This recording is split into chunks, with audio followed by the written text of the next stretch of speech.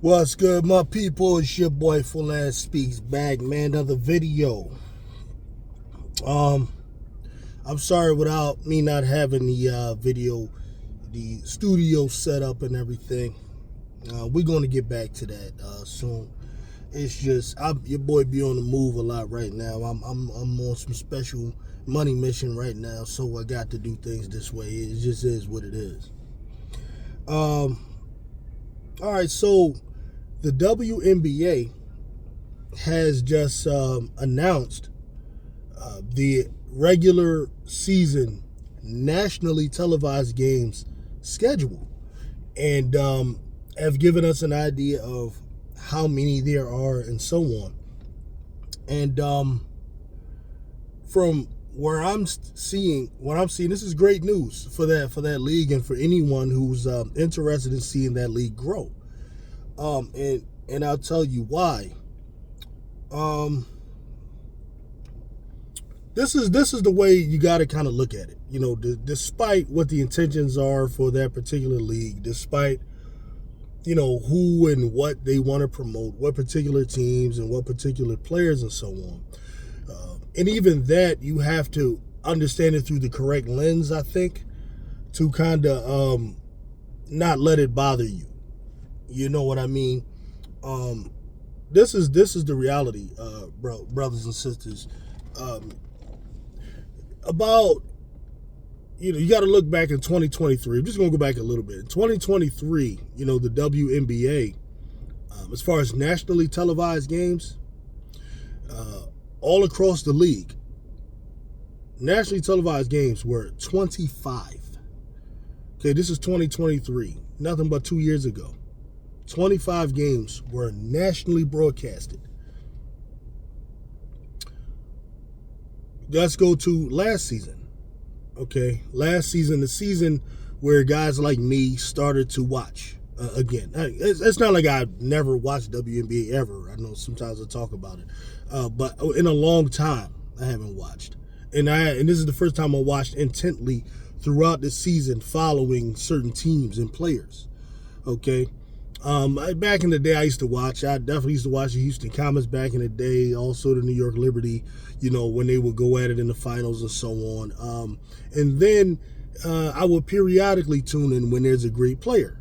Like I used to love to watch Candace Parker at times. My favorites to watch during let's say the 2010s were Simone Augustus and Maya Moore.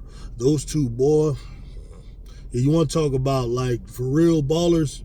You know what I mean? They might have been the golden age, that right there to me. As far as like real ballers who knew how to ball, them two, ball, and then there was others during that time. Tarasi, watched her a little bit, But the point is, this is an opportunity for guys like me to really, when we started watching. But last year, about 36 games were nationally televised, all the games we watched. That started to increase a little bit during the year, but to start the year, they had planned for about 32 or 34 games to be nationally televised last season. Okay, and this was mostly primarily due to the Indiana Fever. And, of course, Caitlin Clark coming in, and this bothers some of us. And I'm going to explain why it shouldn't, really, in a minute. But the point is, now, 2025, the WNBA will, let me make sure I'm getting these numbers right here.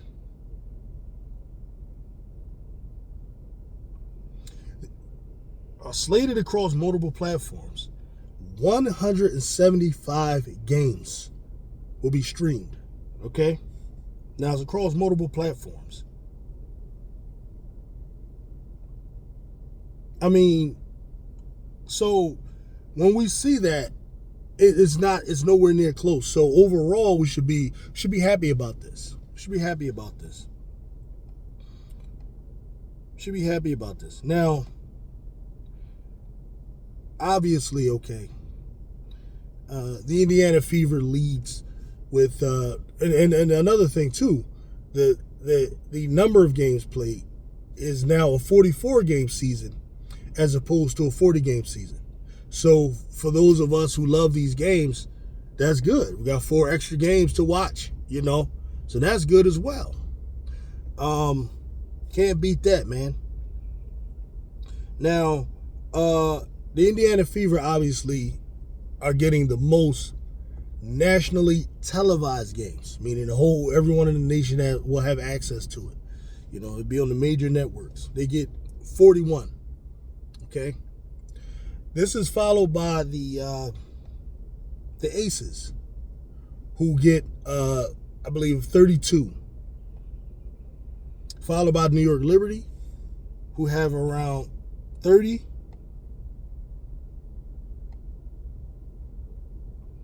33 for the Aces, okay? And the New York Liberty will have 32. And this is followed by, fourthly, which is the most amazing story, the Chicago Sky getting 25 nationally televised games. Listen, this is awesome. Why? The fourth most, Chicago Sky, just think about it, we're going to talk about them for a second, getting 25 games. When just 2 years ago, 25 games was for the whole damn league. 25 games was nationally televised. And just one team is now getting 25. That's amazing. That's amazing. Now, how should we all look at this here? Should we look at it as though, the league is just trying to promote only one player and so on? Yes and no. But this is what I think it got to be. I think we got to understand it in this way here. All right. The league, number one, doesn't have full control over these things. Okay. They do have some control, but they don't have full control over these things. Many of these things are the league having to work in conjunction with other entities, like big businesses, big corporations, like Nike, for example, like ESPN, for example, like Disney, plus like all of these different streaming services and all of these companies that are handling the actual televising of the games. It's a situation where you're sitting down in boardrooms and coming to compromises and getting the most out of what you can get. I mean, these are the reality of these things. And the driving force for all of these things is always going to be the almighty dollar. The almighty dollar. And whether we like it or not, whether we agree with it or not, the reality is that the Caitlin Clark fan base, okay, despite how we feel about them, despite how crazy I might think some of them are, right? Despite some of the other issues I might think they have, which I could be right or wrong about, whatever. What matters to business people is money. So the number of people is going to be taken into consideration. And I know we get tired of hearing, how many people came to hear Caitlin Clark? How many people came to watch Caitlin Clark? How many people, I know we get tired of it, but the networks, these companies, which are their constituents, that's all they want to hear. That's all they care about. How many jerseys of hers were bought? How many tickets were sold? How much money was made? That's all they're going to care about, okay? So all of those networks are going to want Fever. They're going to want more Fever. We want to see Fever. We want to watch more Fever. Why? Because people are tuning in to watch Caitlin Clark for whatever reason. I don't personally get it, and that's okay. But those people, that's where they are. That's where the money is flowing. So these networks are going to vie for more Fever games. Okay, they're not going to just... if you're ESPN or whatever, why would you want to put on Atlanta Dream games?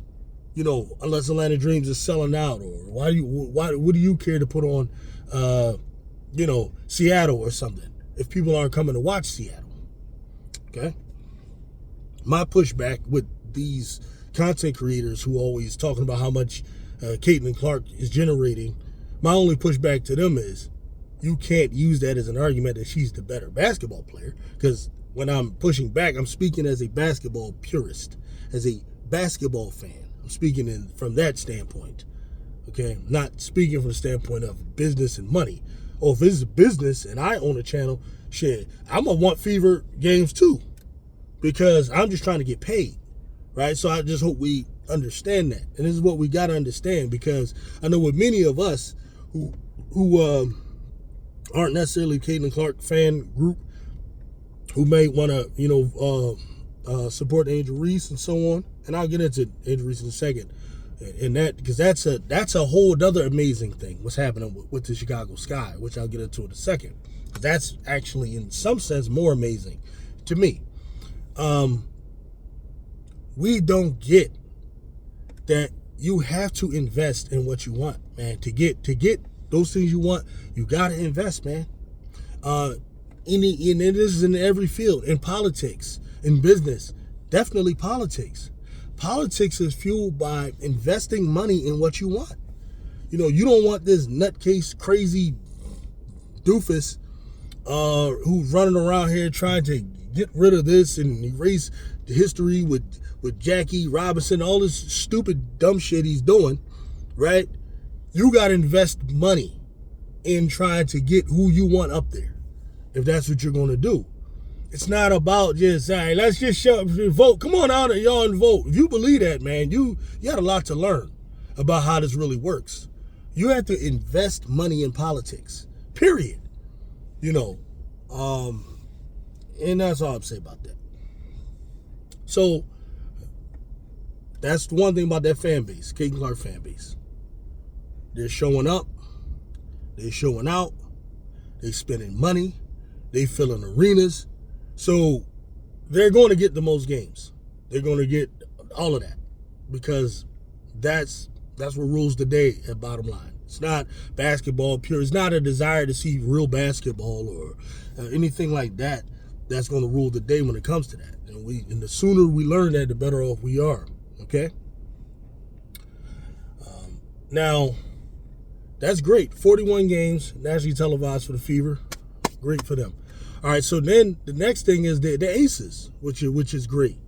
To me, I believe they are the standard of excellence in the WNBA right now. I believe Aja Wilson, their superstar, is the standard of excellence. I believe she should be the face of the league because of her being the standard of excellence right now. When it comes to winning, when it comes to being excellent on both sides of the floor, when it comes to being an ambassador of the game, I believe Asia is good.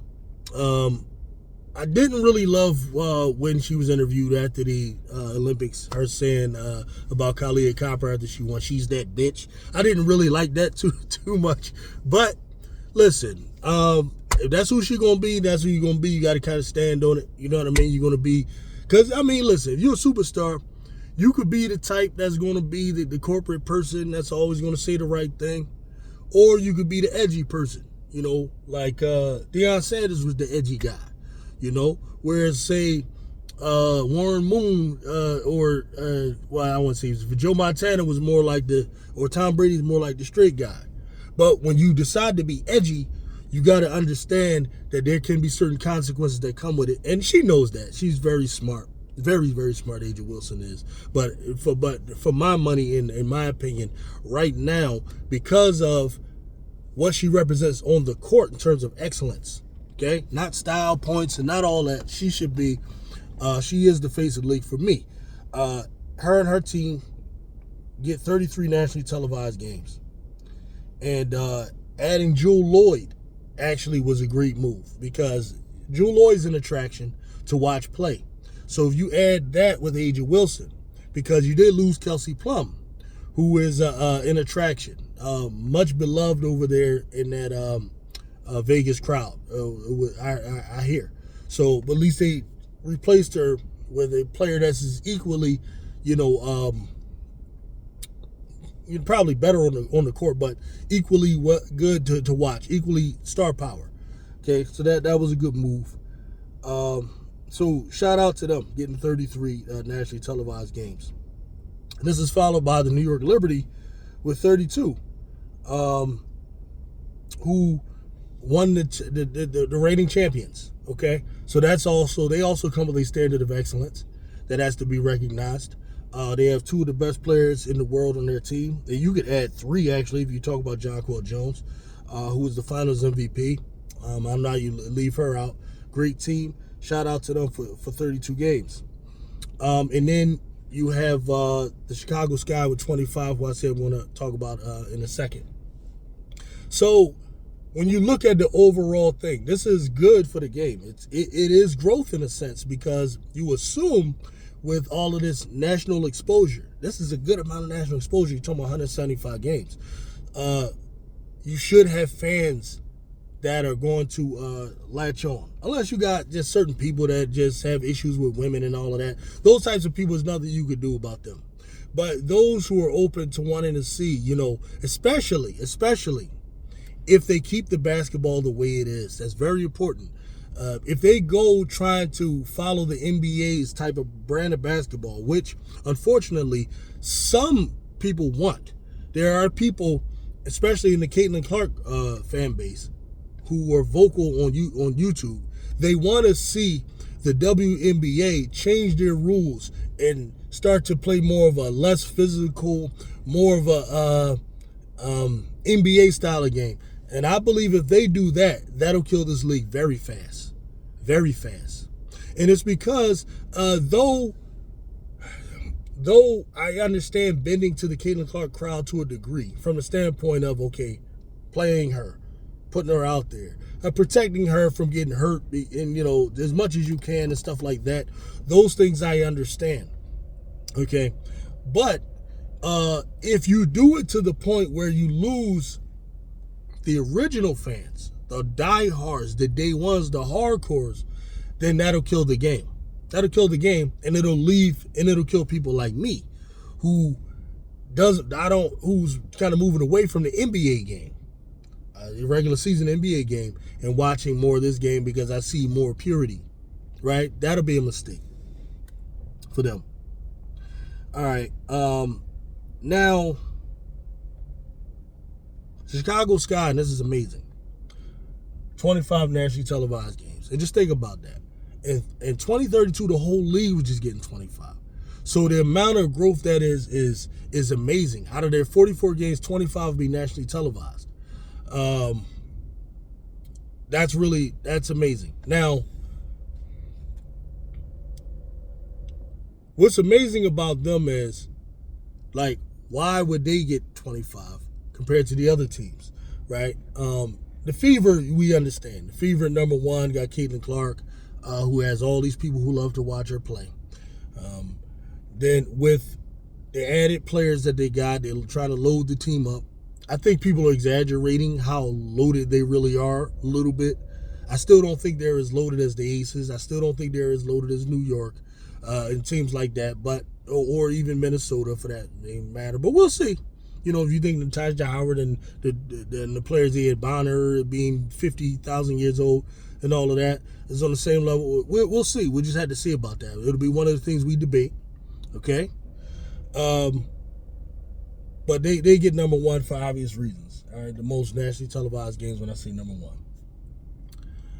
And this is what people got to understand, the way money flows into it, and why the Chicago Sky thing is so amazing. Caitlin Clark, and it's not only just the people watching. You got to understand, the people watching also leads to companies wanting to invest in those players and so on. And companies demanding that you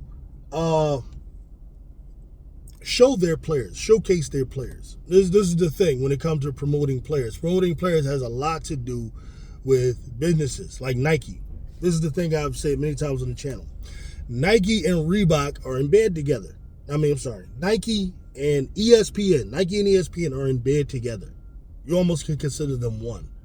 The amount of money that Nike has tied up with ESPN. ESPN is the major channel that is going to be broadcasting these things.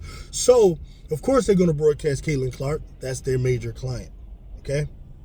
They also have a major client in Asia Wilson, 33. Who does she play for? She plays for the Aces, so she gets 33.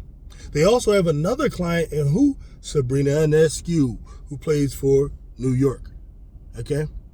It's very important that you understand that. And this is why I say Angel Reese getting 25 is amazing, because she's not a Nike client. She could have been. She's not a Nike client. She's a Reebok client. Also McDonald's client and other things like that. But to not be a Nike client and to get 25 games is amazing. So while Caitlin Clark has what we call the machine behind her, well, listen, Angel Reese has a machine behind her too. It's just not as big as Caitlin's machine. Caitlin got the big Megatron Ultra machine, right? And Angel Reese got a nice little, a bumblebee size machine behind her. Those who understand, the references to, Transformers. She got a machine behind her. Don't make no mistake. It's just, so they were able to get for, 25 games. All right, but it's also determined by what? How many people coming to watch? So this is the thing, man. If we want to see, the Chi-Town Barbie be promoted more, if we want to see more of this, we got to watch more, man. It's just that simple. We got to watch more. We got to support more. Go buy jerseys, buy her shoes for your daughters. Do those things, man. If you really try to impact that aspect of it, as far as who they're going to make the face and all of those things. Those things are going to be determined based on those things. I think it should be based on excellence on the court, because I think ultimately when you're promoting your product, what you want to do is promote the best players. All right. So there's pretty much it's pretty much what I got on that, man. I look forward to us getting to this season, man. I look forward to the debates with y'all. You know what I'm talking about. I look forward to, man, like tuning into some of these channels, man, and watching these games. I'll probably go live some of the games myself, man. And I think it's going to be a heck of a lot of fun, man. So I'll get with y'all. Peace out.